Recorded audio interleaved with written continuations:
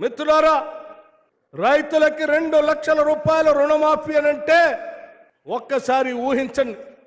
గత 10 సంవత్సరాలు కూడా 2014 నుంచి 18 వరకు 1 లక్ష రూపాయల రుణమాఫీ చేస్తా అని చెప్పినటువంటి ఆనాటి ముఖ్యమంత్రి చంద్రశేఖరరావు గారు ఆ 1 లక్ష రూపాయలు కూడా చేయలేక 4 దఫాలుగా రుణమాఫీ చేస్తే ఆ రుణమాఫీ చేసిన 4 దఫాల డబ్బులు వడ్డీకే సరిపోయింది, అసలు అలాగే మిగిలిపోయింది.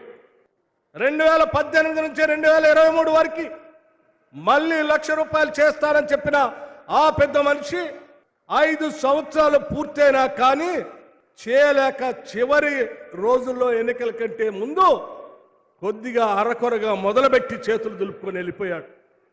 అంటే 10 సంవత్సరాలలో 10 సంవత్సరాల సమయంలో కేవలం 1 లక్ష రూపాయలు కూడా రుణమాఫీ చేయలేనటువంటి ఆనాటి ప్రభుత్వం ఎక్కడా కేవలం 15 రోజుల్లోనే 2 లక్షల వరకు రుణమాఫీ చేస్తామని ఛాలెంజ్ చేసి చూపిస్తున్న ఈ ఇందిరమ్మ ప్రభుత్వం ఎక్కడో ఒక్కసారి ఆలోచన చేయండి అని మీ అందరికీ నేను విజ్ఞప్తి చేస్తా ఉన్నాను.